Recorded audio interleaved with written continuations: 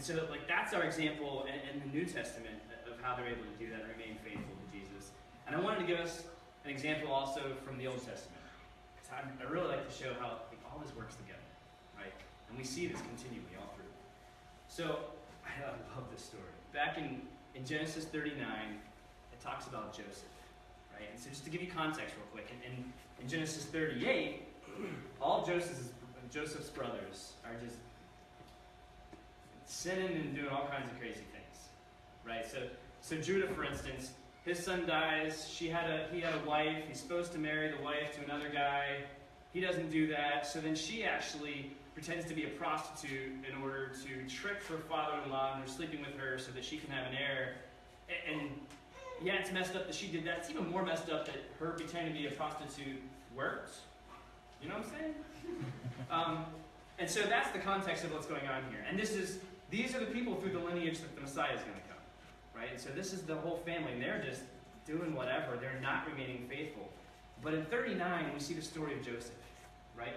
In the beginning of this text here, we have something called an inclusio, right? So the beginning of the paragraph, it says something, and the end of the paragraph, it says something, and so those two things are how this all fits together. This is how this all works, right? So the beginning of 39, it says that the Lord was with Joseph. So let me come down. It says, now Joseph had been taken to Egypt.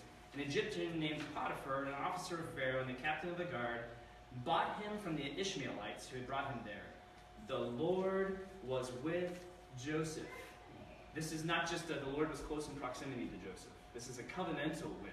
This is a guiding, empowering with, right?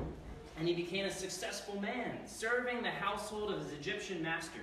When his master saw that the Lord was with him and that the Lord made everything he did successful, Joseph found favor in his master's sight and became his personal attendant. Potiphar also put him in charge of his household and placed all that he owned under his authority. From the time that he put him in charge of his household and all that he owned, the Lord blessed the Egyptian's house because of Joseph. The Lord's blessing was on all that he owned, in his house and in his fields. He left all that he owned under Joseph's authority. He did not concern himself with anything except the food he ate. And so there was a professor that I was listening to recently that was explaining this text. And he's like, it's weird that, except for the food. Right? Why not the food? Yes, he's in charge of everything. Like, if it's a security issue, like, man, there's so many other ways that Joseph could have killed him, right? Why not the food? So just kind of like, put that back there and think about that while we keep going. So now Joseph was well built and handsome. Alarms. Right? Something bad's going to happen. Right? It's cool to be handsome and good looking and whatever, but something's coming. Right? So after some time, his master's wife looked longingly at Joseph and said, sleep with me. Right? And so you have this picture here. She's in charge. She's got the money, the wealth. She's enslaved. She can't not sin. She sees something she wants and she goes after it. She demands it. Joseph, who's physically enslaved, is free because the Lord is with him. Right?